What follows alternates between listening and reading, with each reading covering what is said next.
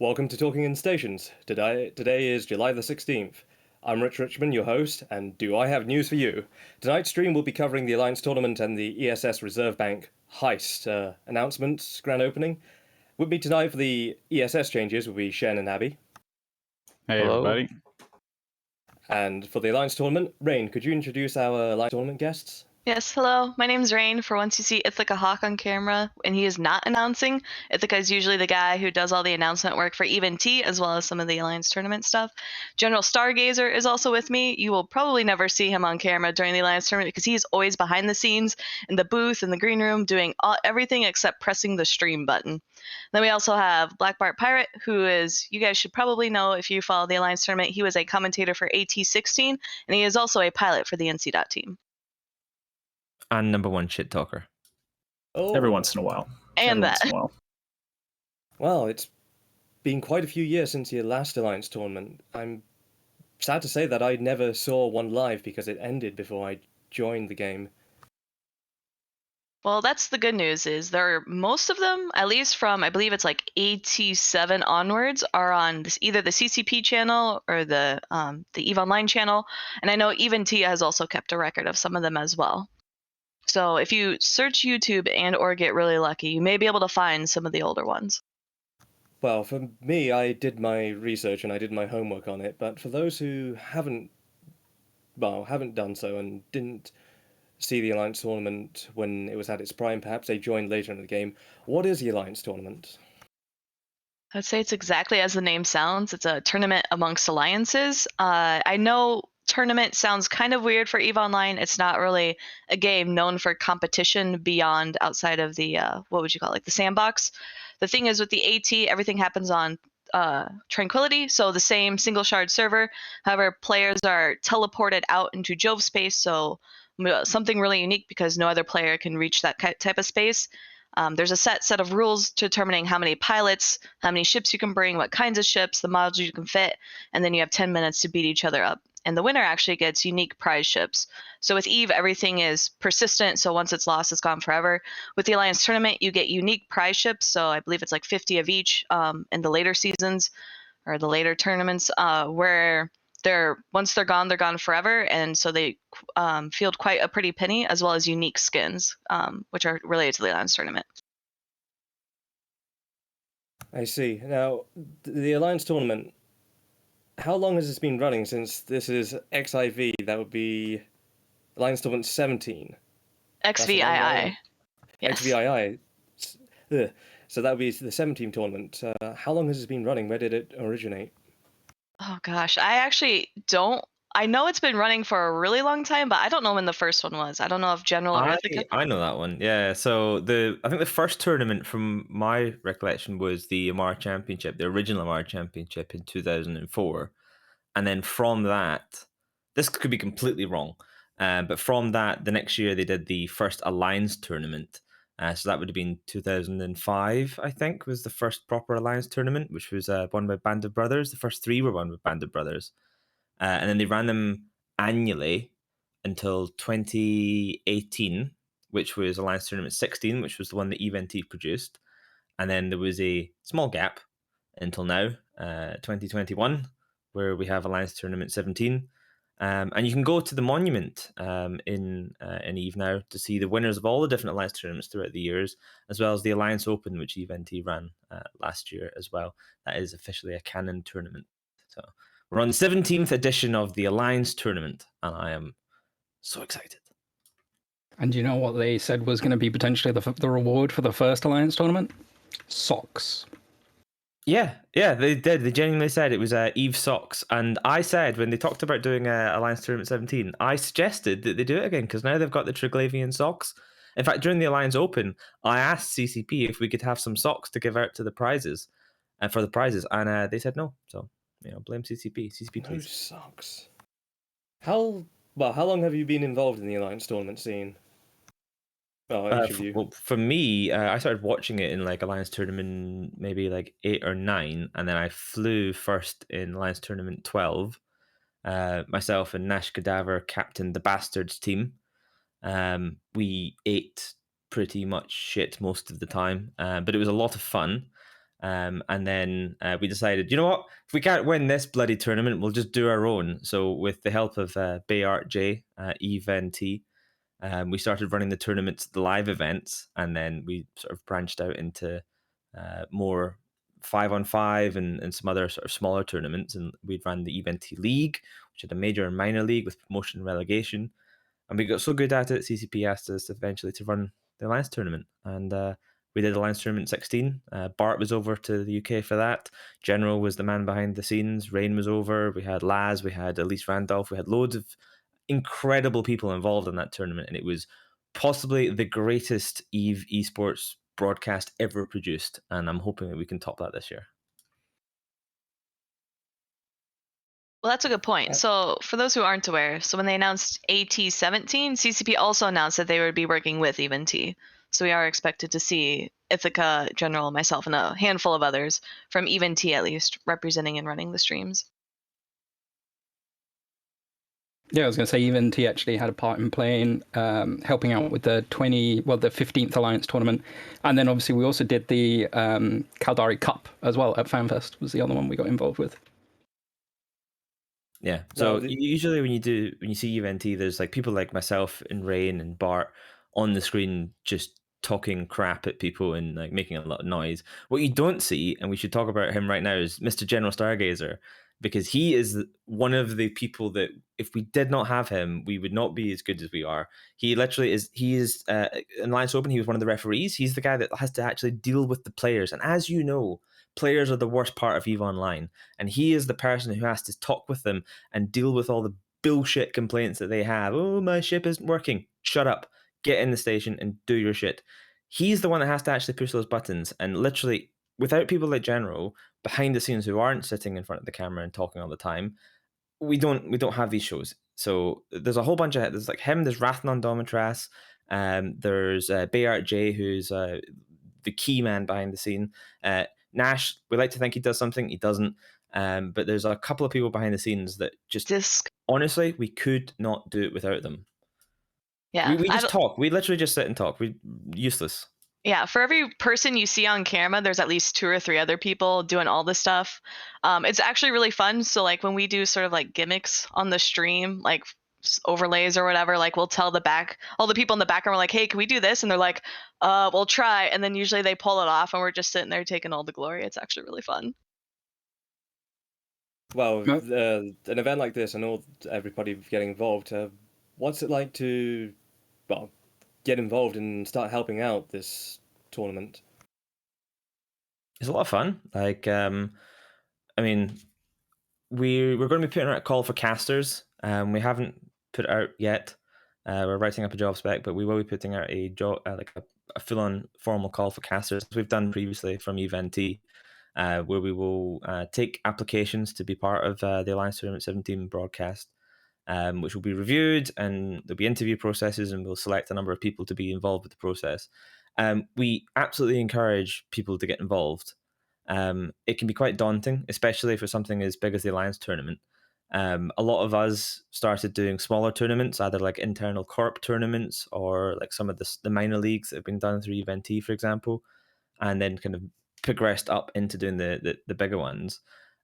Anyone who wants to get involved should just get a couple of matches up on YouTube, mute them, and then practice casting them. Because casting can be quite difficult, especially working together with other people. You can't just monopolize the time. You have to be really good at handing it back and forward. You have to be entertaining and also factful. Even if you don't know what you're talking about, just pretend like you do, and Twitch will complain, but no one cares about them. So just as long as you're talking and you're making stuff happen, it's a bit of a skill, but you can practice it at home. And like I say, I encourage anyone to, if they want to do it, to apply. Black Pirate, Rain mentioned that you casted before. Will you be casting in this one, or will you be flying in this one? That's not 100% up to me. I've got a couple teams that have asked me to sort of either work with them or fly with them. There's a couple different people I'm wanting to do it. I think that if I do fly, I might actually fly with Spectre Fleet and just do an MPSI thing, because that way we'll either do a really, really cool Dark Horse run, or we'll be out in like 2 matches and then I won't have to worry about it, which is kind of a win. Flying in the Alliance tournament is really, really, really time consuming. Even if you just signed up and you never ever practiced a single match, those days are still really stressful.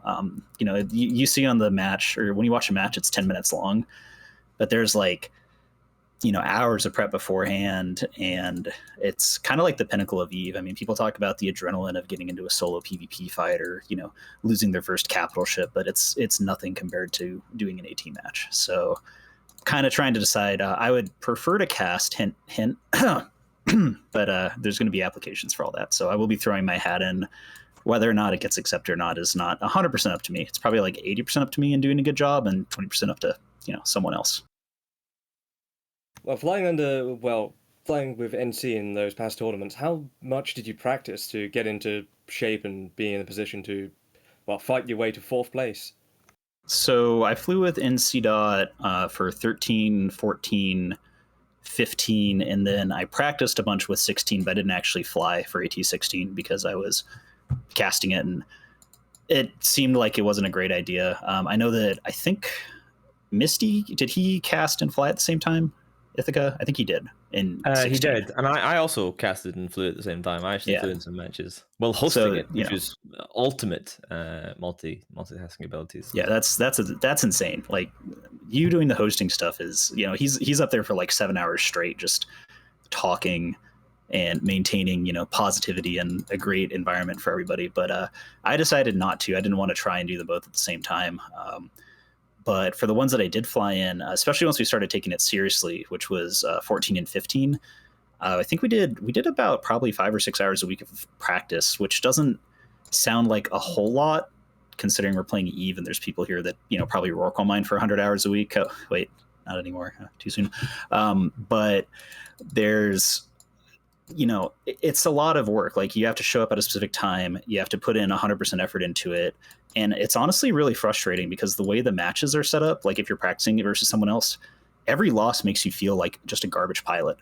And at least with the NC team, if you haven't ever heard of it, like, people have heard of like the Vince Draken Rage. Well, he wasn't a part of our team, but like Nidus, Nitspar, Travis Muskrat, myself, Orante Zavasi, but those are the people that were kind of in there.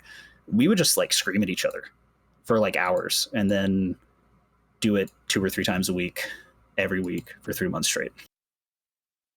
With all these players, I hear some old players are returning to EVE because of the tournament. I was tempted to make a clip of me tracking them down, their elusiveness, after all these years of being retired. How many people have you seen begin coming back just for the tournament? So obviously I don't have like a finger on the pulse of the entirety of the tournament scene. There's a lot of people that know far more about that than I do, but I do know that a lot of like I think most of the old Skill Yourself team has come back, and the vast majority of them pretty much quit, not necessarily because of a lack of tournament, but they didn't come back because of a lack of tournament, if that makes sense. There's a lot of people from NC that I've been hearing are coming back. I know there's PL people kind of have been spread across different corps and alliances at this point, because, like, let's be real, PL isn't PL anymore. It's just some people that happen to be in PL, but they're all doing little separate teams. So there's a ton of interest. I'm not sure how many teams we're going to get. I know the formats for who gets selected is a lot different this year, but I would say there's at least probably 30 or 40 big names that have come back, and with them they're going to bring back several other people. I mean, like, entire teams are resubbing. We're getting like Hydra team is probably going to be back, Hydra team 2 is probably going to be back, Hydra team 3 is going to be back. Like, all of these people who have never played before are they're all going to come back just for this, because there's people that play EVE just for the AT. General, with all these players returning, how does it work? How do people get involved? If say there's some new players who want to get in on this tournament rather than the old codgers getting in, how does it work? How do they come into this?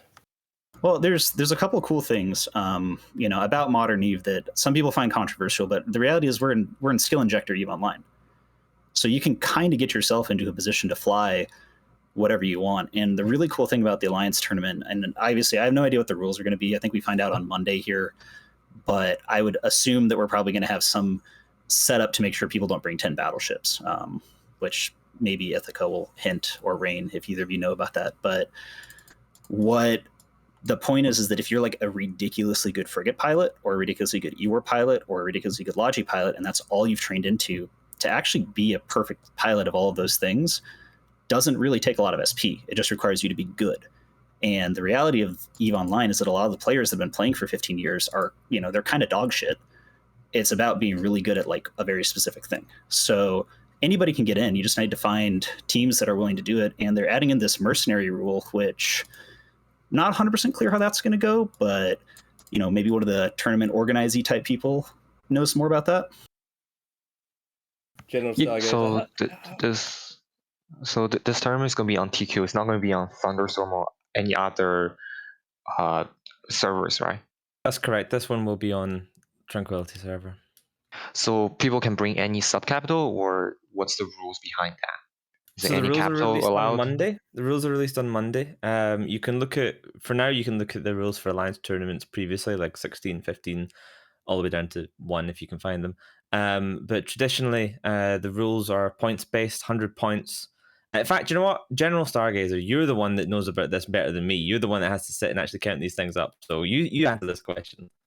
It is literally as you say. So typically in the past, it's anywhere, say up to 10 ships. Typically, there's normally a whole limitation rule, but basically it's most subcap ships that is available, but each ship is essentially assigned a point value, and then the total point value of your team must not exceed like 100 points.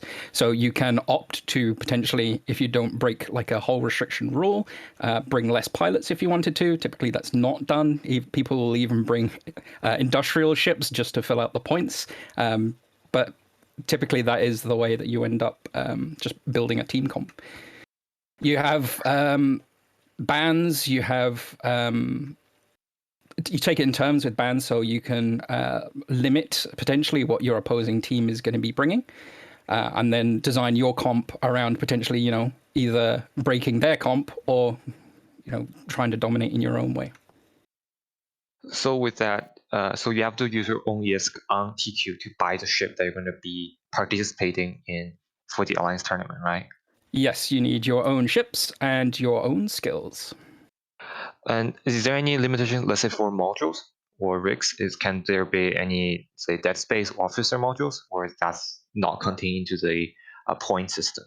So that's something, again, that's kind of varied a little bit in the past from on the rules. Typically, the flagship in the past was the one that could break the rules that we had in place for higher than Tech 2 modules. But it all depends on what gets announced when the rule set is announced. But typically, it's Tech 2, but you never know what's going to be in this next rule set. Yeah, the flagship was always super interesting because you would declare your flagship at the start of the tournament. So you would say, I am declaring my flagship as a Balgorn, and it's this Balgorn. And once that flagship Balgorn died, it was dead. You could no longer bring it, but you were allowed to break the Tech 2 rules. So you would have teams like Pandemic Legion bringing officer fit Balgorns worth like 80, 90 billion ISK onto the field. And when that died, it would pop up on Deadkill, and all the non-tournament people would be posting it on Reddit, be like, oh, look at these fucking PL noobs. They don't know how to fit their Balgorns. What's this? What's going on here? And then, the rest of the people come in and be like, guys, it's just the Alliance tournament. It's just how things are done. And yeah, it was fielding the flagship. I mean, it used to be you could field like multiple uniques as well. So the last Alliance tournament, it was a single unique. Previously, it's been multiple. So you would have teams fielding like an 80 billion Balgorn plus 300 billion-esque frigates. Like, it was absolute madness. And I do believe NC Dot, so Bart, you have probably got a lot of experience in this. NC Dot lost so many Alliance tournament prize ships over the years. It practically became a hobby of NC Dot to just feed multiple 100 billion-esque ships. Bart, can you maybe talk to us about that? How does that feel? Yeah, so it's kind of a mixed thing. So compared to like the previous tournaments, I mean we're talking going, I guess nowadays it's way back, like 10, 11, 12, stuff like that, where they didn't have restrictions on unique ships, so you could bring three tournament ships if you wanted to. So when a team lost, they'd lose like 3 ships that were 300 billion ISK each. So, compared to that, NC Dot didn't feed that much. However, in regards to like the last couple years, yeah, I think we lost several Rubisu, several Chameleons. I died in a Cambion, which I'm not sure if we fielded more AT ships than any other team did, but we definitely lost more than any other team did. Which, people kind of brought the things like, well, are they winning just because of ISK? And that's a good question. I don't necessarily think that any of the matches we lost were due to us, or any of the matches we won, with the exception of maybe the one versus PL, where basically having a Rubisu made it so that their fleet comp couldn't kill us. They didn't have the DPS to get through it. Rubisu is think of it as like an Oneros that also has infinite cap and reps twice as hard. So there's that. Bloody hell. So what's going to happen after you get transported to Jovian space? Is your goal to kill whichever you declare as your flag cruiser or flagship, or do you kill the entire ship? As what's the condition for winning? So that depends. So your general win condition is to finish the match with more points remaining on the field than the opponent team. How you do that may differ.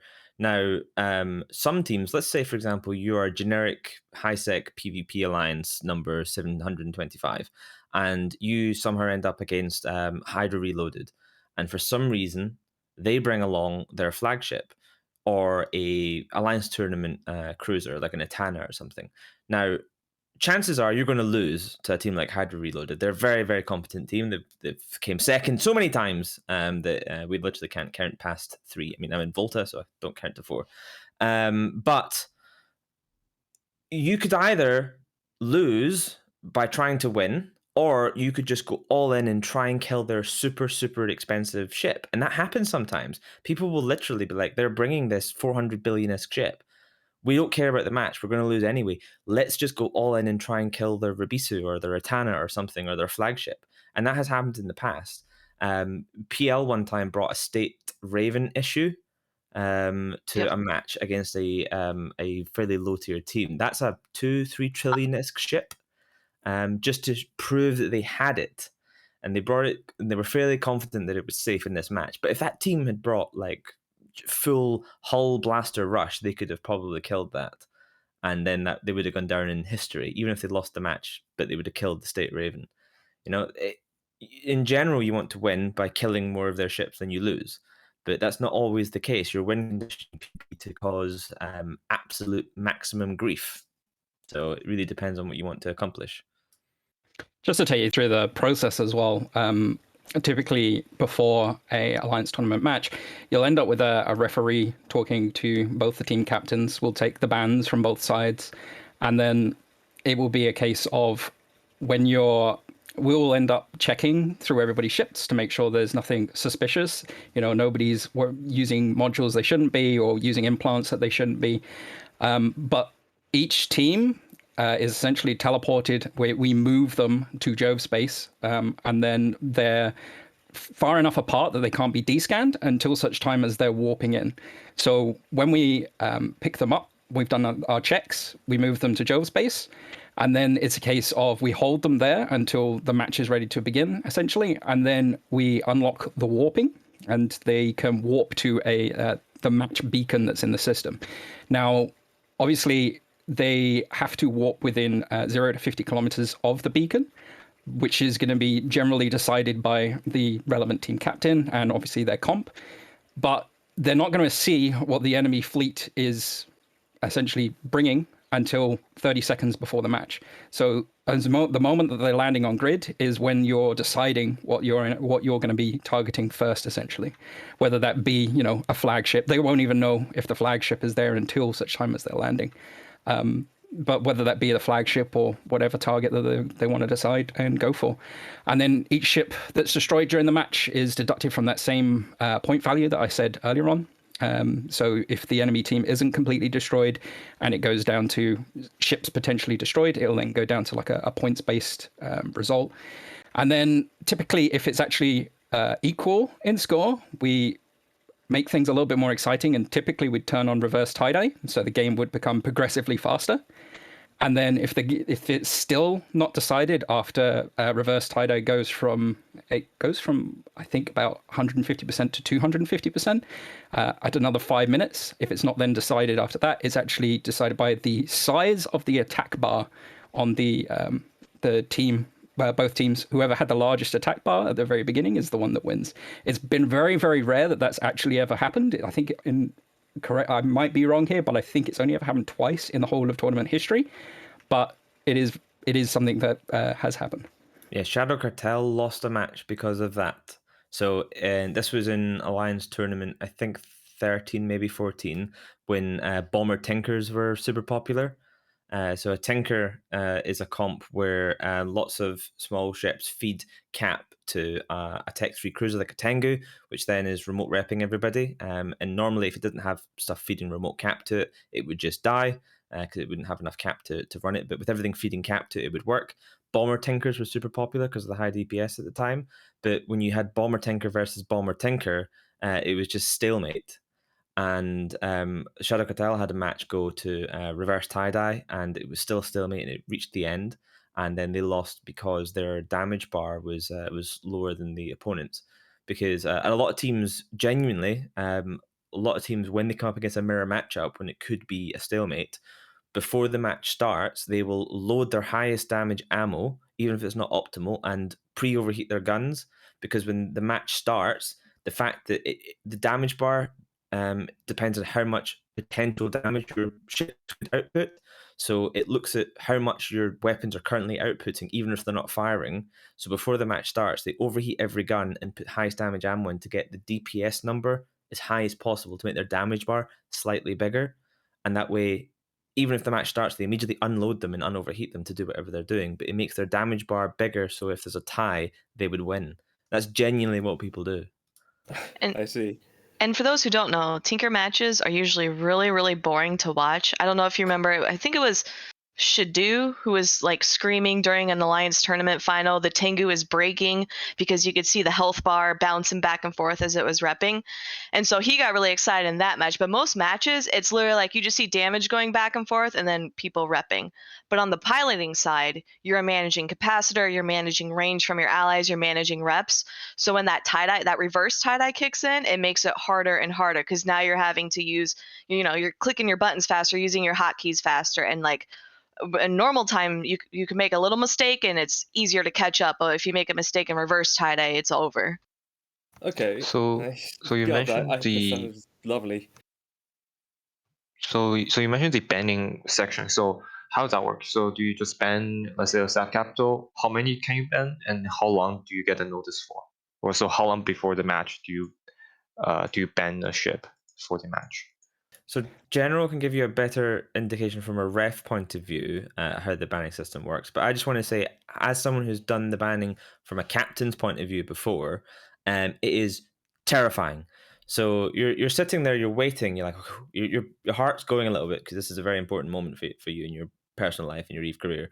And all of a sudden, in the middle of the client, like straight in the center of the screen, these giant red numbers just appear, like poof, and they start counting down from 60 seconds, like, and they're flashing at you, and they're like, "Oh, pick a fucking ban!" Like, oh, Jesus Christ! And you click this list, like the drop-down menu, and it has every single ship in the game in alphabetical order and all the variants of them, every single one. So Apocalypse Navy, everything, Raven, State Raven issue, everything. So you're literally scrolling through this list like, oh, what the fuck, where's this ship I want to ban? And this thing meanwhile is counting down and flashing at you, and like, oh, it's terrifying. And then you ban something and you're like, oh shit, I've just banned a venture, and then it comes back to you and you've got to go your next ban. It's awful. Meanwhile, General over there is just sitting laughing at you because you've fucked up your bans. I mean, it's changed a little bit over history. During the Alliance Open, we tried to be a little bit less oppressive, and we had it communicated. We actually spoke to the individual team captains and asked them what their bans were, and then we gave them a time frame that they needed to respond in, rather than the imminent doom countdown timer that had appeared on the screen, because it was very terrifying to see it. And heaven forbid that you misclick something that you meant to say or meant to pick.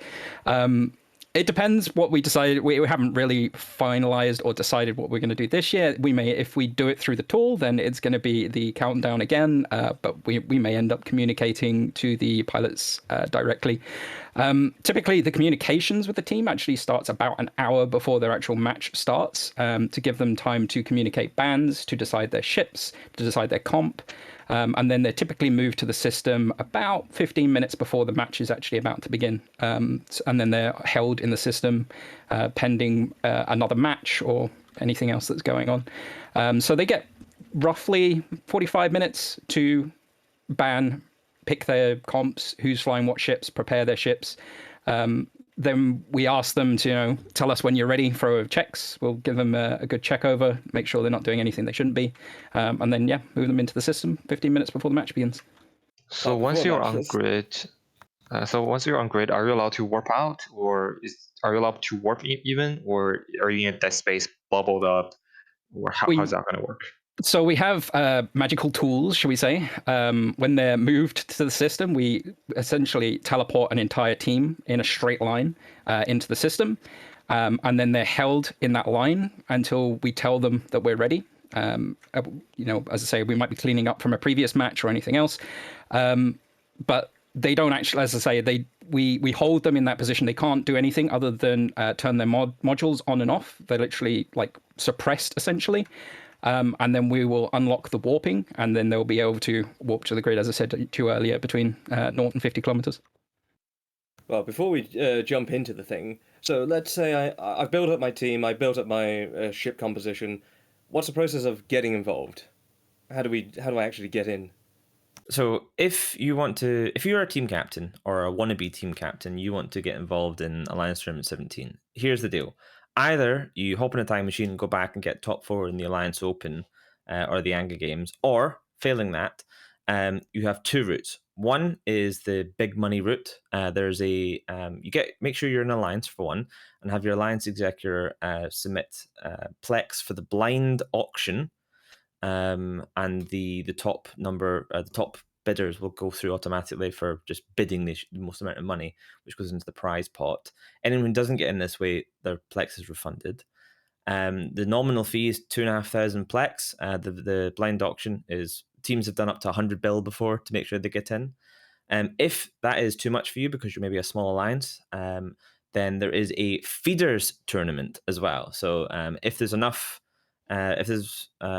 people to run, or enough teams enter to run a feeders tournament, there will be an additional tournament run on the Thunderdome server, of which the top people who finish in that one will be granted spots in the Alliance tournament itself. We did that in Alliance Tournament 16, and it meant that I think for Alliance Tournament 16, which was 64 teams, we had, I want to say 32 teams came through the feeders, maybe 16. And the feeders itself was maybe another 50 teams. So we ran a whole bunch of matches, and the top teams that made it through that got into the tournament with the 2,500 plex without having to go for the blind auction. The rules and all this detail will be released on Monday. So make sure you stay tuned and watch the dev blogs. All the information about how to register a team, make sure your alliance is involved, will be published on Monday. I will quickly just jump in on the end of that. There is, there is a news article that's already gone out, and it's got a link to the Discord on it. Individual pilots that are interested, potentially, there is a looking for teams already set up on there. So if you're an individual pilot looking to get in on the Alliance tournament, if you don't think your alliance is potentially going to enter themselves, if you're an individual pilot and want to get in, on the Discord, as I say, looking for teams, there is a template already set up. People are looking for additional pilots to be added to their roster. That's a good place to start. And it's worth saying that you don't have to think, we're not going to win the whole thing. It's pointless. It's absolutely, it's a lot of fun. You don't have to be those guys that devote, 50 hours a week theory crafting, come up with the perfect comps and so on. If you want to be, then do that. If that's what you want to do it. But you can come along and you can have fun with this. I mean, my first experience at Alliance tournament was myself and Nash Cadaver literally did that. We were like, let's just put our corp in, and we did, and we came up with. We realized that we're terrible people and terrible pilots, so we came up with 3 comps that we could do, and we ran these 3 comps, and that was it. So it was very easy to practice, very easy to theorycraft with. It worked relatively well until we came up against the first competent teams. And then they figured out what we were doing and just banned tactically and managed to basically nullify 2 of our 3 comps. So we brought the 3rd comp that we had, and they brought ECM specifically tailored to counter that comp. And we're like, well, cool, thank you very much. We'll be gone now. But you can come along and you can have fun, and you can get some publicity for your alliance by being on stream and just giving it a good goddamn go. It's good. I recommend it. Yeah, I know I talked a bit earlier about the prize ships, which are always like, I think in the past have been top, first place, second place, and then now first, second, third, fourth. I don't know how the prize distribution is going to be this time, but in the past, if you won one match, you got 10 skins. And these skins now can go for like 10 bill each. So you can use them as prizes for your team members who participate because everyone loves skins, or you can save them and eventually make bank with them. Well, and they also alternatively, would do if you're Nash Cadaver from the Bastards, what you can do is, instead of selling them for 2.5 billion each, which was their value at the time, you can list them all in the market for 250 million and have them all sell like that, and have your entire alliance be very angry at you. Yeah, and they do the Plex pool, right? I think is the Plex. So there's there is an entry fee, at least there traditionally has been, and I want to say it's whatever 25. Yeah, there you go. So, but every match you won, I think we were doing what is like 500 or 1,000 Plex back. So win 2 matches and you paid your entry fee. And not sure if that's going to be a thing again, but we're a lot of the stuff we're saying is like, well, this is what it was in the past, but it's been consistently like this for the last X amount of time. And if you're like, oh, well, we're not going to win any matches, I mean, honestly, there's so many people out there that they just put teams in for the sake of participating that, there's some teams out there that like anybody could beat.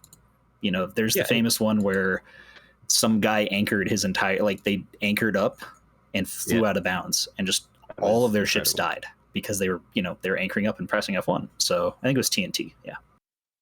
Yeah, there's been some incredible people going in. There was Team Cube in New Eden Open. It was one guy is boxing back when his boxer was legal, and he flew 8 ships in the tournament. He got annihilated, but I still remember him to this day.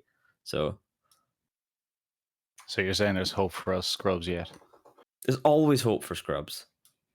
I have seen the community run tournaments before the tournament was re-announced. I saw the one run by Geronix, the 5s, and there was something that apparently was part of the old Alliance tournament, and that was the advertisements people would submit and sponsor in.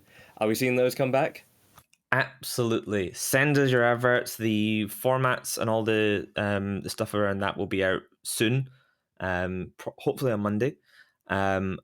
But I mean, you just send them to me personally. I don't mind. Like, I'll happily take these adverts. I love Eve adverts. They're incredible. I think it's the best part of Alliance tournament, honestly. I think if CCP ever tried to get rid of ads or like skip them because the stream is behind schedule ever, like people get really, really mad.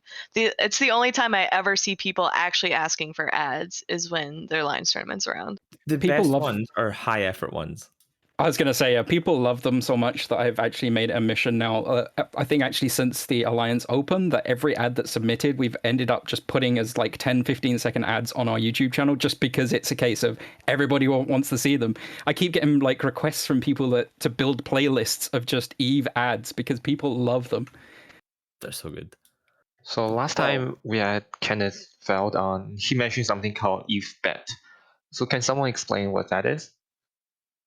Right, so we don't talk about EveBet, but if we did talk about EveBet, there was a time where everyone thought that gambling was cool, and reality check, gambling is apparently not cool, and we can't do that anymore. But EveBet was the best place to gamble, so people used to bet on the Alliance tournament, and there was hundreds of billions of ISK was bet on some matches. Like, I think the upset of A Band Apart beating Shadow Cartel was a famous one. There was like 300-400 billion ISK bet on Shadow Cartel to win, because Shadow Cartel were a great tournament team at this time. This was like 80-14, 80-15. They were one of the top teams, like predicted to be one of maybe even a winner.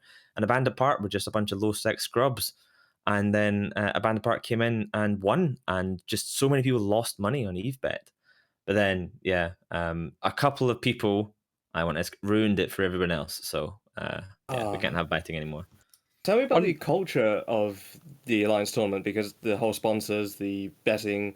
What other things am I missing that will be brought back? Define? I don't understand the question. That's probably me. I guess I'm a the very, culture very and simple and person. the culture and the practices surrounding the Alliance tournament and what people did. I think one thing a lot of people know of but don't really talk about is like the spying meta, right? So EVE is a sandbox game. You can do whatever you want. Well, that used to be a big ordeal within the Alliance tournament. So I don't know if you guys know CCP Fozzie. He was on the PLAT team. I think it was like him and Sutonia had like a beef with in-game spying because Sutonia flew with like a rival team. But what would end up happening is, so you can't fly on TQ because if you lose a ship on TQ, it could end up on Z kill and then people would know you're fits for the AT, right? So what people would do is go to CC. Well, anyone can fly around CC. So what they would do is find wormholes and control wormholes. So groups would unironically try hard on CC to move ships around so that they could get on CC and have like internal practices. And then it kind of turned into, well, like if you get a cloaky ship in the wormhole, or maybe you know a friend that they're practicing with, so you ask them like, hey, like what ship should we ban or what should we be expecting, so like you could change your ECM jams. I know a lot of the meta too, and this, I don't know if I should say this, but a lot of it was around the market. So if you're looking at the market, right, AT gets announced and they say it's Mortis Legion, right? So this time, so you can see the spike of Bargus probably being bought out, but then you can also see other ships. So they talked about, they're coming up with like the flagship rule or whatever it may or may not be. So if there's something which allows like, say, a Balgorn and you see a spike in Balgorns, you can say, okay, people may bring Balgorns, so we should be prepared to have a comp that counters Balgorns or anything along those lines. So there's like a lot of metagaming, a lot of spying that goes on in the AT that's not really like, you know, like there's a big war going on. Well, nobody cares about the big war. Nobody cares about spying there. But people like go hardcore in spying for the Teams AT. have bought out markets of certain modules and things before. Yes. Like if they know that X ship is going to be super popular, they have just bought out the markets so that, and then they feel that everyone else then realizes this is a very popular or very powerful ship, and then they go to buy it and they can't because there's none available, and this team will literally just buy them all up. This happens with like mindlink implants quite regularly. It happens with certain ships that are a bit harder to produce, usually sort of the faction ones. And it absolutely happens with uniques and modules for flagships. The famous one is the Tobias web for the Balgorn. So a Toby web on a Balgorn with links and heat can web out to, I think it's 56 kilometers. So if you warp in at 0 and you park your Balgorn at 0, the furthest the opponents can warp in is 50 kilometers. So that means when the match starts, you are in web range of your opponent's logistics ship with your Balgorn. You can immediately lock, because you've been SIBO'd, you can lock that logistics ship and you can web it from over 50 kilometers away before they can get out of range. So that is the only module until Abyssal stuff came out that could do that. So that meant those modules, if it wasn't for Alliance Tournament, you know, they're expensive, but they're not that expensive.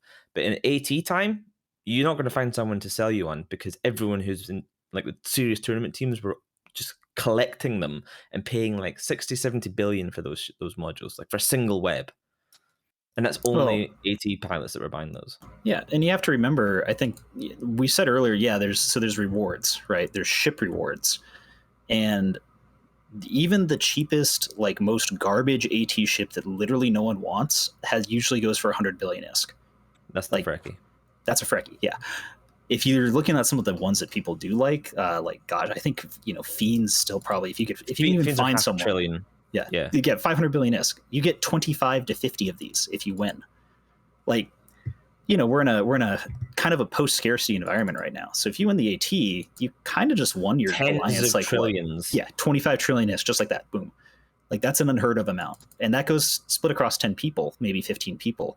So, you know, there's far more intense spying and metagaming that goes on in the AT, I think, than in any kind of current modern EVE stuff. Like this is the kind of stuff that, you know, people still know about, the, you know, like DHB Wildcat betraying Hydra Vidra way back in the day, just because he basically cost these two teams like some combined amount, like 75 trillion ISK in ships when they got disqualified, because he was like, haha, they were cheating.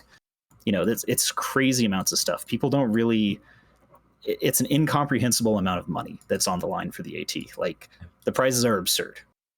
Yeah, Even coming in like 4th.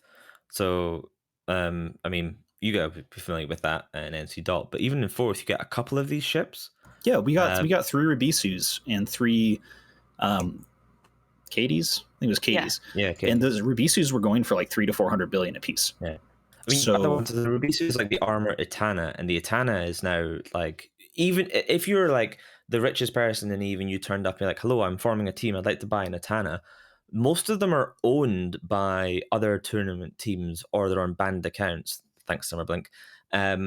So you're not going to find someone who will sell you one because you will be a competitor to them. So they will keep that Itana. There's not that many left. There's like 12 in circulation of yeah, these we did the math on it, and it's like 10 have died. At least 25 of them are banned, and then a couple of them, like I know DHP Wildcat has some, and he quit the game 4 years ago, and nobody has ever been able to make contact with him. So there's maybe like 6 or 7 lying around, and those are probably in the hand of tournament teams that are going to say, no, I'm not going to sell this to you. I need it for the AT. You know, people have been sitting on these for years and years and years waiting for that one moment. Worth mentioning, by the way, we're talking about these Alliance Tournament ships.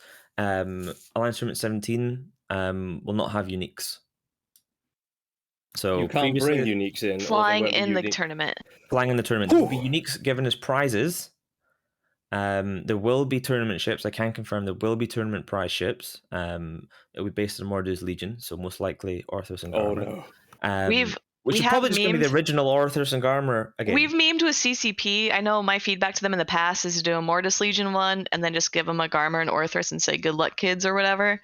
But I don't think that would go over well with the tournament scene. So yeah, but this time, so for the first Alliance tournament, in my memory at least, no uniques can be fielded in the matches. It's oscillated from being able to field as many as you want, as long as your wallet could support it, to 2. To the last time, it was a single unique. There was still a certain amount of power that would bring the rich teams. So, for example, if you had a Rubisu, it meant you could not be banned out of armor because someone could ban the Guardian, they could ban the Executor. You just bring your Rubisu. You don't give a shit. You got Rubisu. You're fucking loaded. Whereas if you can't bring the Rubisu, suddenly you ban the Guardian, you ban the Nerus. Well, I mean, are you going to bring an Executor? Are you going to bring an Augur? Are you going to bring dual Deacons? Suddenly it gets a lot more difficult than just bringing in a Rubisu. So it's definitely good. And then, of course, things like the Malice last year as well, or 3 years ago, was super powerful. People didn't realize how powerful the Malice was until week 1 when suddenly they turned up. The Chameleon being super powerful as an ECM boat. I know Vidra, when they found out that they couldn't bring uniques, probably were crying into their Chameleons. They love a good ECM ship. But yeah, it's going to change the meta, especially for those established teams, not to have that extra flexibility to bring those ships to dodge bans, and that's the most powerful thing about uniques was ban dodging. Like, they're very good ships, but ban dodging was the main thing. We noticed during the Anger games, one of the real popular things actually was they that exact thing happened, and they shifted a lot to Logifrigs became very popular during the Anger games, as well as we didn't really see them a huge amount during the Alliance Open, but like Trig Logi was also very popular during the Anger games. So with all those AT ship prices, so they are going to be T2 faction ships? Are they, or what kind of format do they take in? Yeah, usually they're T2. They're modeled after Hacks, Hicks, maybe a Recon or 2 for the cruisers. Well. Yeah, and then for the frigates, it's always like stealth bombers, scepters, assault frigates, sort of along those lines. Yeah, you can go online, you can find a list of all the different prize ships over the years. Some of them are absolute garbage, like the Utu and the Freki, mainly because when the base ships get a balance pass, they don't. So they stay at whatever stats they were originally released on. That's why you've got ships like the Guardian Vexor, which can still field 10 drones, but it doesn't have any damage bonus, so it's completely utter garbage. Like, there's no reason you would ever want to field the Guardian Vexor, even if it costs a lot of money and it can field 10 drones. It has no damage bonus, so it's useless. Whereas other AT ships are much more powerful. So actually on that note, it's very interesting that like on Serenity server, a lot of AT ships that we have on TQ is actually not something special for them.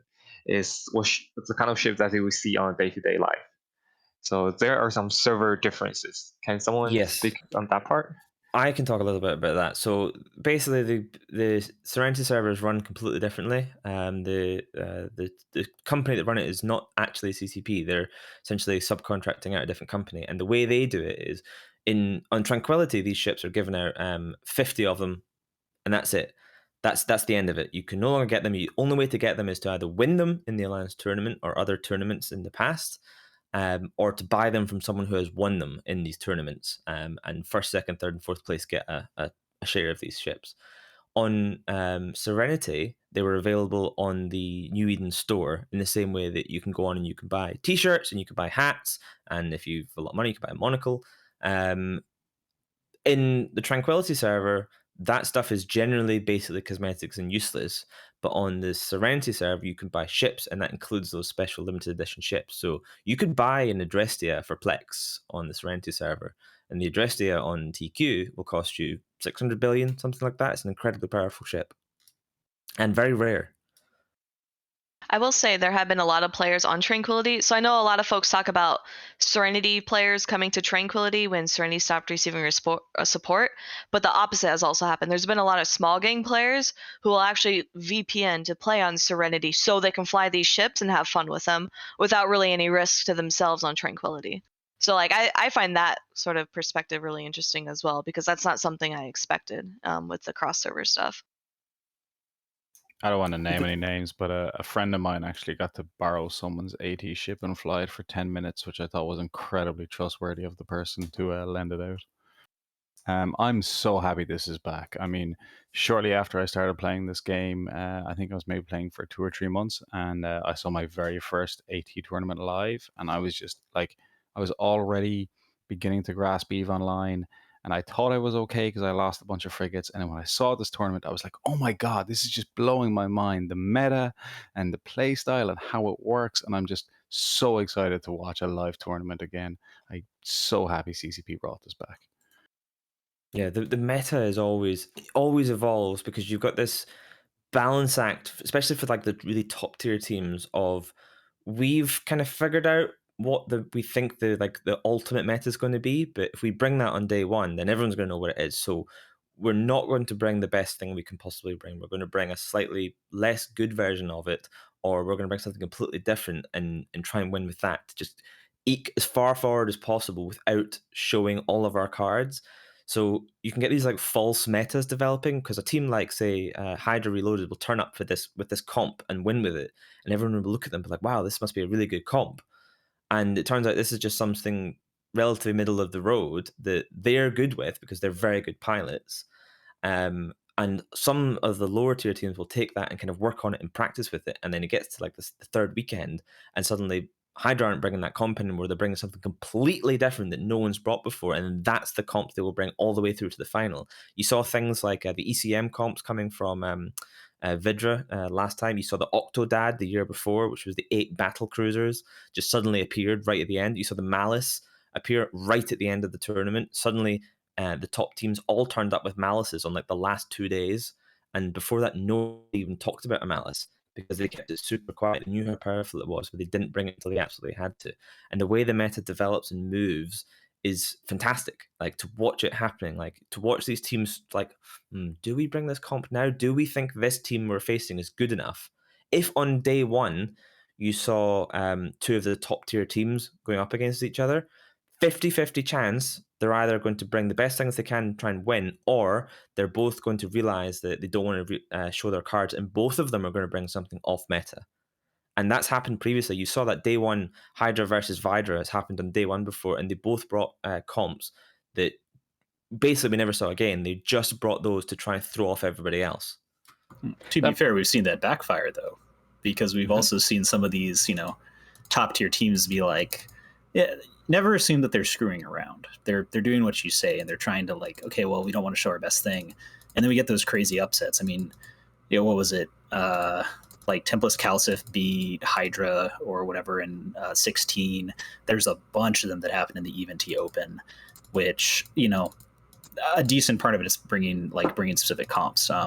And you also see the meta evolve in the same, like when you get some of the teams that don't really know what they're doing, like, or they haven't practiced a lot. It's like, well, if they can make it past that first day, then, you know, I remember in AT16, like the NC dot triple battleship, like the Lashak, Vindicator, Balgorn, like everybody knew it was good, but that's what we flew every single match until the finals, because it was like, we were like, this is a good enough comp that we know we can outfly it, and nobody else really was doing it. And then suddenly that second weekend, everybody was flying it and just bashing into each other's heads. So yeah, that's another thing. If you're a newer team, just copy the good team's comps and fly them. It works. Try to do it. Well, That the was going to past be. is- I was going to say just quickly, that was one of the actual interesting things you get as a referee. So prior to obviously the Alliance tournament happening, you get a lot of scrims.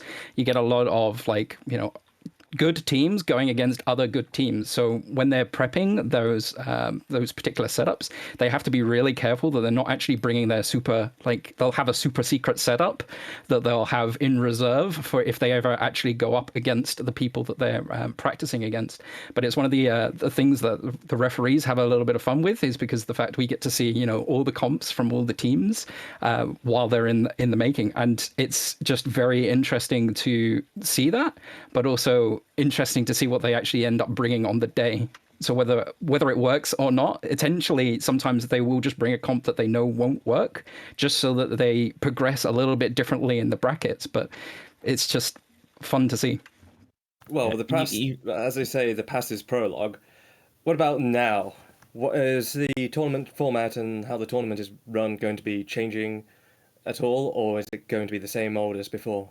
So at the moment, the plan is it's a 32-team double elimination tournament. Last tournament has, by and large, always been double elimination tournament. That means you can lose one game, get knocked to the losers bracket, and still make it through to the grand final.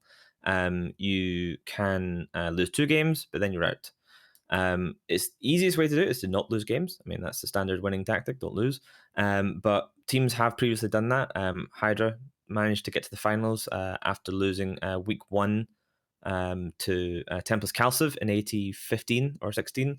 They dropped the losers bracket and spent 3 weeks essentially climbing through those losers brackets. The plan, as I said, is to do 32-team double elimination in... Well, I don't know if the dates have been released yet, but the rules are coming out on Monday. So let's just leave it at that for that. I will say that EVNT is planning on doing, during the Alliance Open, we did the Alliance Open Opens, where we streamed open practice sessions for teams willing to come along and play and do matches every weekend. We're planning on doing the Alliance Tournament Opens, as well as hopefully some other content, which some of the people here are working on the run up to the Alliance Tournament. So there's going to be plenty of excellent content on the EVNT channel over the next couple of months on the run up to this.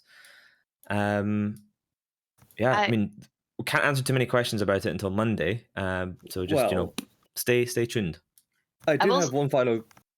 Go ahead, Ray. Oh, I was going to say, like, for folks trying to get involved, the Alliance Tournament Opens are a really good way. If you want to practice to see if you have what it takes just to even, you know, throw a team together, if you want to practice commentary or analysis, if you're a fan or a viewer just too excited to wait, you can go and watch because they're streamed.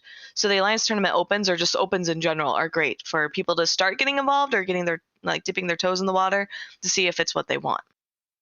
Well, I have one final question for this, and that is... How surprised were you for the video? Because when I saw the video being scheduled by CCP, I speculated all sorts of things. I saw there was rocks, I saw there were lasers. I thought, God forbid, they're going to remove scarcity, things will change. And then the day of the announcement, it was the Alliance Tournament. I did not expect the Alliance Tournament to return this year. How... I mean, I was not surprised at all, because I knew well in advance what that was going to be. We had to downplay the hype. We're like, we can't get too excited or everyone will know what it is. People were asking us, like, oh, do you know anything about this? No, I think I said to people things like, oh, maybe it's announcing FanFest 2022 and trying to, like, throw off. Because some of us in the event who helping CCP organize this one knew in advance what this was going to be. If we said that we knew what it was going to be, people would go, oh, cool. Well, it's Event, so it must be a tournament. Cool. Thank you very much. Bye-bye. So we were all very, very, be quiet. Don't say anything. Let's just keep it quiet. I have no idea what this is. So I was Yeah. super hyped. Like I couldn't wait for it to drop and see people's reactions. Like us, like me, Rain, and General, and a couple others were like on the AT Discord in advance, like yes, like hyping it up, like trying to like hype it up quietly without telling anybody. It was exciting. We was laughing quite a lot when you may have even seen it a couple of times on Reddit. There was like, people doing image analysis of each individual like thing that appeared on this particular piece of art, that's saying that it was, it must be this based on, what this picture was showing. It was actually quite amusing to see, knowing the fact that what it was just a piece of art that was the cover art for the video. Yeah, I mean, I will say one last final little thing on Alliance Tournament 17. It's happening. It's coming. Rules are coming on Monday. Make sure you join the Discord server. The link we posted in Twitch just now by someone else. If you are thinking about entering a team, or if you've never done it before, if you want to be a pilot, get in the server. There's a looking for teams thing.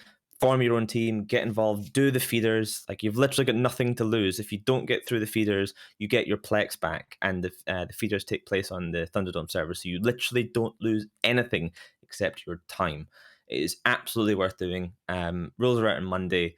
Tune into the opens on EVNT Twitch channel, and yeah, just get involved. It's going to be incredible, and I look forward to seeing you all there. I'm very aware that we've monopolized a lot of this show on Alliance Tournament, so I'll let Rich very casually segue now into the next topic. All right.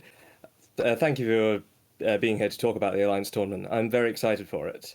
There is another announcement that happened today, and it took me off guard by surprise, because I never thought they would actually get around to this. The ESS heists are here. You can now steal from the coveted reserve banks. Abby, Shen, could you take it away for a moment? I need to take care of something.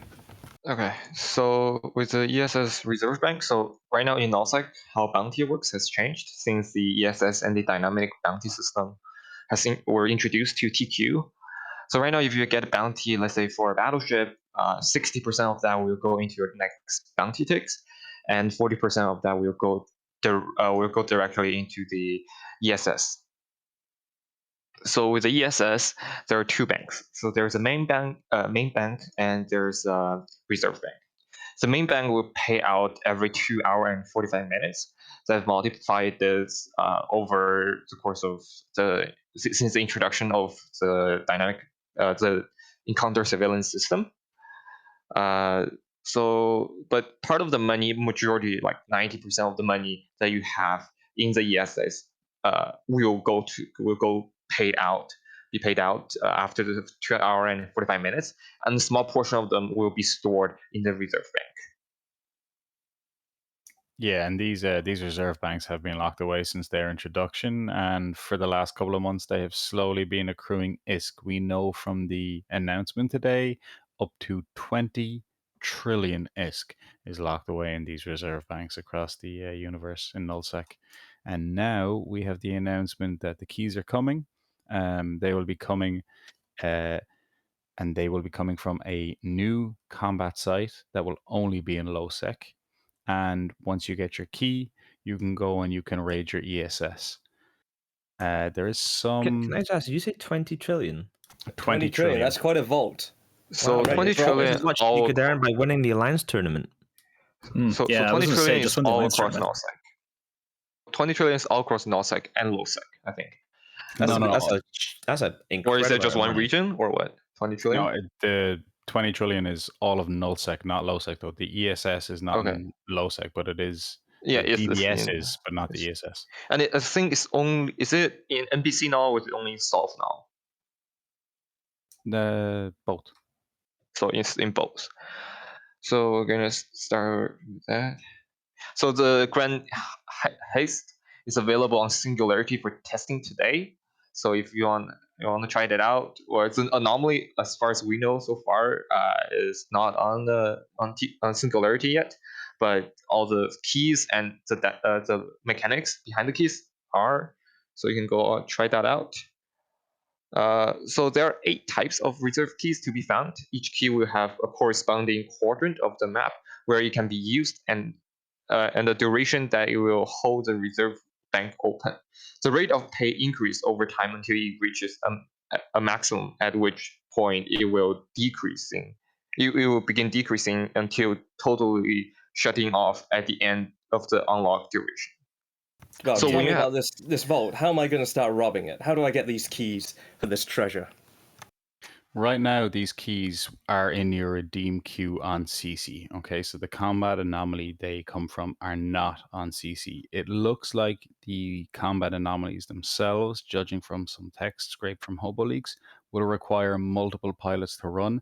It looks like there's actually a dual hacking thing. So, like, you and me will both have to hack a can at the exact same time. There's also things like mines that is referenced. So these are probably like damage clouds. If you fly too close, you will die. Once you have a key, there is a 5 and a 15 variant. The 5 takes 15 minutes to do a full hack, and the 15 takes 45 minutes to do a full hack. The 5 key, which is a 15-minute hack, is looking at a 1.2 billion ISK payout. Obviously, the 45-minute hack will be 3 times that. And as Shen mentioned, these keys will work across multiple regions. So we have a southwest, a southeast, a northeast, and a northwest key. And each of these keys kind of encompasses about 8 or 10 different regions. Very interesting. Go on. I was gonna say, when you say hack, do you mean like the hacking mini game? No, yeah, well, for the combat anomalies, there looks like a dual hacking mini game. Yes. Okay. When I mention hacking the ESS bank, what you're actually doing is, I can actually show it. Would you like me to share this on screen real quick?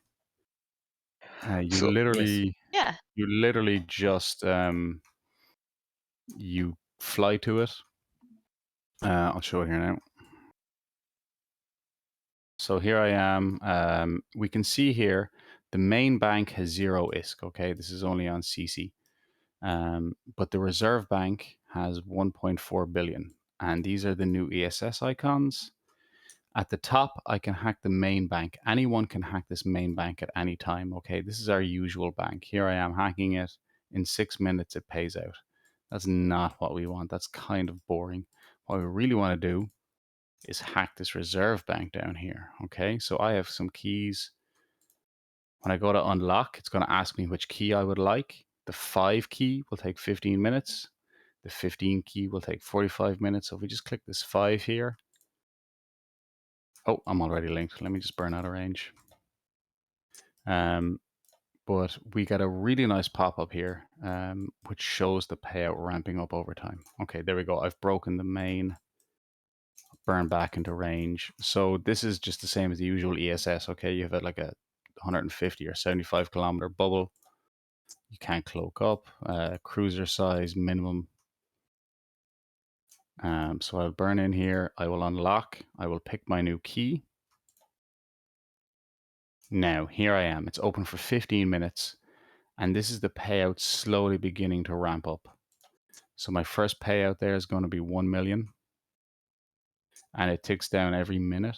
And it slowly begins to pay me out more and more per time. This will be split up to, I think, 5, maybe 10 people. I see. And, So I've got this vault here. So let's say, so we got the vault cracked. Oh. And we've got all this money. Now, how is the rate of money being distributed? This is my little ISK bag. Is it constant, or am I gonna start slowing down once I have too much money in my pockets? So Yes. you will slow down. Yeah. Yeah, it's it will slow down. It is a slow build up to an optimal range, and then it is a tail off again. So, I mean, I think ideally you want to be hacking for 10, 12 minutes to get the most money. Here 10, we 12 see minutes. these, yeah, and it's not going to be ISK into your account. It's going to be these SCC bonds that we will have to sell to NPC buy orders. So I've just got my first payout there for 1.6 mil. My next payout's going to be 6.1 million. So as you can see, it's like an exponential growth in payout the longer I can stay on grid. And we have this gorgeous, absolutely gorgeous in-space UI showing this countdown. So is anybody, if anybody's in like that little, it looks like a perimeter, do they get the S2? You said it was split. So how do you determine who's split with it? Yeah, so if you're in a fleet with me, it should be split between 5 or 10 people. It's a little bit unclear right now because we only kind of have Okay. 4 weeks to go on. But from my understanding of hacking a main ESS bank, it only goes to the hacker. Yeah, But it there is, does. It does. Yeah. yeah, See, it goes the to the person who's one hacking hacker. it. Yeah. So at some point, once you've say filled your bags full of money, it slows down. So it's not so easy to empty an entire vault by yourself. You end up trying to find ways to stuff it, and the rate of money you get is slower. No, the main problem will be not your cargo hold size. It will be the time. So the reserve bank with, like, say, a few hundred billion is in there in OSA and Veil of Silent. Those ones will take hours to hack, so they require multiple keys. For those size of those tokens, they aren't that big as far as I've seen them. So you can easily pass them through. Let's say if you have a fleet of hacks going in, so that's probably what's going to happen. Like Nullsec is in the middle of the war right now, and they need ISK, so they're probably going to bring big fleets to those. So we have 250 people in a fleet. It's very easy to just pass around the keys. No, you pass around tokens. That Yeah. would be the main concern. Usually, when I have robbed ESS banks, getting back to low sec or high sec to sell these bonds, these bounties, is dangerous. If I get blown up, I lose everything. So what I will actually do is I can warp to a hostile citadel on grid. I can drop it into the hostile citadel using that like cargo drop method, and then I can just asset safety it out and wait a month, and then I'll get my payout to the nearest low sec. These keys, because these 5 keys only hack for 15 minutes and these 15 keys hack for 45 minutes, the payouts are capped. So if there is 50 billion in a reserve bank, I can only take 1.2 billion for a 5 key or 3.6 billion for a 15 key. So you cannot actually take all 10 billion at once. The other very important thing about this is if I was to hack a ESS main bank, so that's your usual thing, okay? That sends a system-wide ping to let everyone know in the system, I'm hacking your bank. If you go for these new reserve banks, it actually sends a region-wide ping. So you want to be very careful. If you go to rob someone, everyone in that region is going to know about it. So that means robbing Fade is a bad idea because as soon as you start rattling that bank, Fade is such a small region, there's very few systems. People can come sprawling in. But God forbid you start robbing Stain. Stain's a big place. People aren't going to make it there. People are going to... No. Well, in some sense, that will happen because your money is paid out by minute. But a bigger region usually have more people in it. So if you go into those regions, you may expect, I would say, 2 hack fleets or a hack fleet with, let's say, battleship fleets of 250 people, similar size. So be prepared with big regions or regions with high amount of money in their reserve bank. They will be taken very care of by those soft alliances. How many people Yeah. are allowed to enter the vault room? There's no limit. There's no limit. So the only limit is ship size. Yeah. So what you can do is what we have done in the past is heavy armored smart bomb fleet. So usually what's going to happen is a dead space. People warp in, so they will land in a dead space spot. And before you have 2 tactics, one is pull at range with a Nightmare or a Phantasm with 100 ABE, or you have close range, let's say a MOA fleet or Thorax fleet.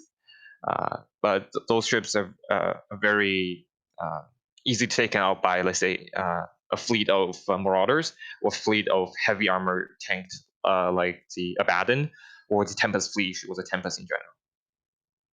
For some of the more wealthier banks, this means that emptying out the entire reserve vault in one sitting, not possible. Is it? No, absolutely not possible. No. Okay, Like, so there'll be not even that. quite a lot of...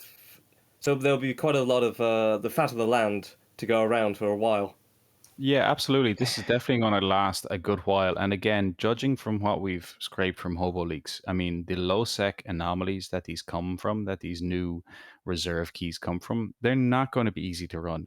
Those sites will require 2, 3, 4, maybe even 5 pilots to complete. They look like they're solely designed as a group effort to get these keys in the first place before you even begin to venture out to null. So in the death block, CCP wrote to acquire those extreme coveted reserve bank keys, you will not be able to simply ask the SEC to hand them over. Instead, your plan should be to locate and transpass into the SEC's secure key storage sites. So that's the name of the anomalies, hidden throughout low security space. To get your hands on a key, and these sites will be guaranteed to always have a key inside. So we don't know what kind of key it is, there will be a key.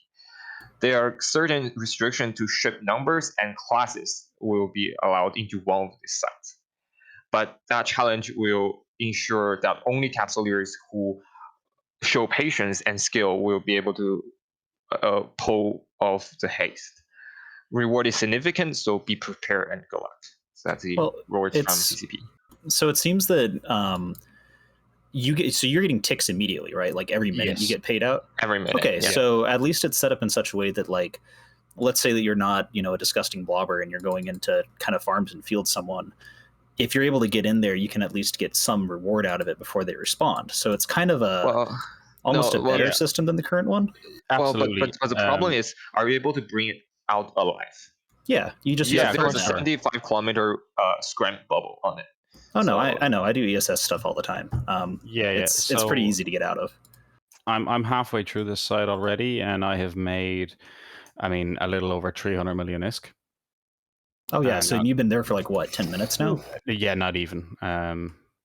Halfway through, so like 7-8 minutes. So my next payout now is going to be 122 million.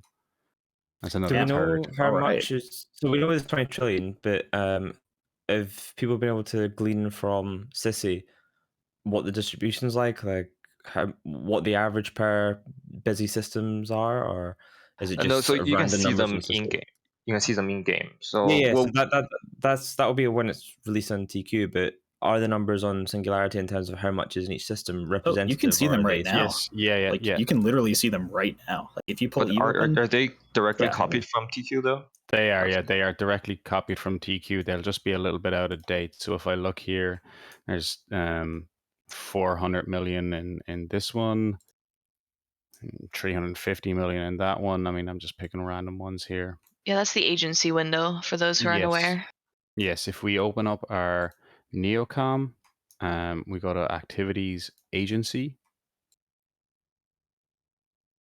Come on, there we go. So it's in Exploration, and we might not see it at the beginning, guys. So just scroll all the way to the right till we get to the ESS. And here, this is like all of our ESS controls. We can look for specific regions. Within certain jumps, we can set ranges of what we want. But this is going to show the value in the reserve bank. It's going to show how many people are in there stealing your ISK. It's going to show the amount of time they've been in there. And this is the payout rate. So this is that ramping up for payment. So as you can see, this red bar is slowly building up to like the maximum payout, which is kind of around that 10-12 minute mark. And then it'll tail off again and go a bit lower from that 10-12 minute to the maximum of 15, or obviously 45 if you've the longer key. So with that, if you want to go anywhere, OSA and Veil of Silence is a good spot to go. They have a lot of ISK in their reserve bank. So is that like where you don't live? Just out of curiosity. That's where our enemy lives. So yeah. I see. So on that note, real quick, who are you with? AOM. Excellent. All right, carry on. With each key, with each different kinds of key, they represent different quadrant of the map. So it's divided into 4 quadrants. So the southwest one will, so you'll be having one key and be able to unlock multiple regions of reserve bank. The southwest key will be able to unlock Faith Abolus, Impasse, Delve, Period Basis, Queries, Catch, Esoteria, Paragon Soul, Provenance, and Stain.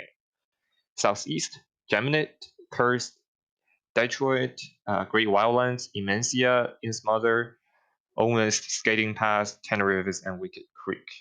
Northeast, Cobalt Edge, Ethereum Reach, Kalevala Expense, Mel Palace, I don't know, Oasa, Alter Passage, Peridian Falls, The Spire, Veil of Silence, and Cache. So that one will be the one that people want the most, right? That include both the Veil of Silence and Oasa.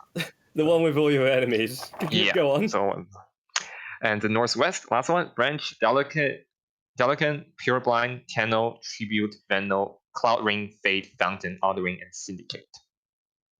You'll see there, sorry, just on this very nice new ESS UI stuff, my payment rate has gone to late. So I've gone past that peak payout, and now I'm just like stealing that very last bit of ISK, but I've gone past my like peak ISK per minute here. The new ESS looks amazing. It looks really cool. I'm really happy with this. This like interactive UI in space looks fantastic. It's, anyone on grid sees this, so even the defenders can see how long is left, how much I've hacked and stuff. It's really pretty. So that's a new UI that we can see. So on the left side of the screen, we can see how much the main bank has in its main bank, and how long is the next payout, and if it's getting hacked, how long is the estimated time left, and what's the time, how much is in the reserve bank too. So that's a new UI, and lastly, a final PSA sort of thing. As a final notice of those you who are still in possession of the decrypted encounter surveillance system deployables, the NPC market orders to buy them back will be closed as of this update, and the decay timer of 14 days is also being added to the deployables that are still left out in space. So a little bit of history back. So those ESS were an optional thing back in the days, where you have the option to buy it from 4 empires, and they will gather some of the bounty you have and pay out a little bit more, plus some loyalty points from each faction. And now, since the new ESS change, they are basically useless, and you can sell them back to the NPC market. And if you are doing this, I guess ESS bank robbing heisting, the safest thing to do is grab yourself 2 Poshvin filaments, one to get into Poshvin, one to get out of Poshvin, and just skip all the gate camps, or use the enemy's structures against them, and that is drop them off using a cargo depot drop off method in their citadel, and then asset safety it back to low sec, and then you can just troll them and laugh to the bank all day long. But that comes in a price where you have to pay asset safety fee of, I think, 30% when you get them out. So you're not going to get full value. The best thing to do is filament to Pouchman, filament to known space after that, or to like Empire space. I think the money is icing on the cake. Really, what you're doing is you're kind of forcing nullsec people to give you a fight, and if they don't fight, you take their money and laugh at them. Even if you're getting 10%, it's better than nothing. But Well, this is great. The fact that these keys come from lowsec, I'm happy to hear that, because Absolutely. if it means repopulating lowsec, I'm for it. Lowsec needs some love, and I hope people start going there more often. Repopulating may not be a good word. It will be probably like wormhole space. Like also, you will go there for one day, taking day trips. For what we can see in the future, Snuff and Siege Green, those traditionally low sec group, they will be very active, as we can expect, around those low sec sites. There are regions that are basically controlled by them, and so far we don't know if it's going to happen only in secured low sec security space, or are they going to appear also in faction war space as well. So no words on that yet, but we can expect more details, I think, in the future. Very well. We have no details on the low sec combat anomalies where these keys will spawn. This is just testing the keys which you will get from your redeem queue and testing out this gorgeous new UI and these new ESS units. But I can't wait to see the combat anomalies hit and start running them, because I think they'll be great. I really look forward to it. So They last sound bit like a of challenge. last bit of news. So there's a Rifter free for all that's happening on starting July 16th. At downtime will end on July 20th until downtime. So rules for this FFA is only the Mimitar frigate Rifter will be allowed to enter. Overheating bonus for modules that are increased by 100%. That excludes E-War. So you can overheat your gun, you can overheat your prop mod, you can overheat your shield booster, everything. You can overheat them longer, I think, when it means overheat bonuses. Overheat longer, maybe that means you can fight faster. And all modules are limited to Meta 5 and below, and no pirate implants. So Meta 5 is basically T2 and below. Other than that, if Echoes or NT will start beta on August 5th. Well, I believe that's everything we currently have time for. I'd like to thank our Alliance Tournament guests, Bart, General Stargazer, Ithica Hawk, and I'd also like to thank our excellent host for today, Abby, Rain, Shen, with Matterall engineering in the background. Also, thank you to Black Bart Pirate. I know you kind of forgot him, Rich. Or BBP. Did I not say Bart? Oh, did you No, say you did. Bart? The first one Oh, he said. You just did? You couldn't understand his British accent. He said me Jeez, first. I'm Rain. number How one. about you just back the Okay. fuck up and let Whoa. Rich do You know his what? goddamn job? I do deserve at Alright. least two things. I thought you But- forgot his name, so you just skipped him because he just No, sitting he said there. bot. There's an, But, there's I an believe- accent Oh, there. okay, my bad. Bart. But I believe that's all we have for today. I'm Rich Richmond, your host, and I guess I'll see you next time in Talking in Stations.